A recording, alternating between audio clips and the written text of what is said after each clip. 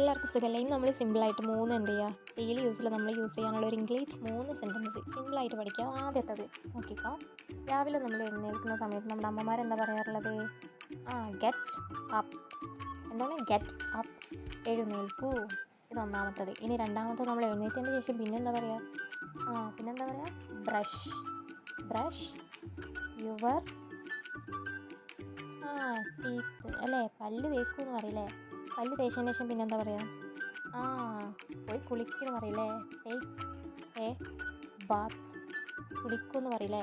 അപ്പോൾ ഇന്ന് പഠിച്ച ഈ 3 ഇംഗ്ലീഷ് ഡെയിലി യൂസ് സെൻറ്റൻസ് എല്ലാവരും പഠിച്ചില്ലേ? ഗെറ്റ് അപ്പ് എഴുന്നേൽക്കൂ, ബ്രഷ് യുവർ ടീത്ത് പല്ല് തേക്കൂ, ടേക്ക് എ ബാത്ത് ഒന്ന് കുളിക്കൂ അല്ലേ? Get up, brush your teeth, take a Baat.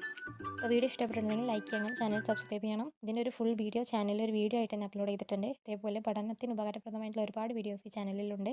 Video കണ്ട് ലൈക്ക് ചെയ്യുക, ചാനൽ സബ്സ്ക്രൈബ് ചെയ്യാൻ മറക്കല്ലേ.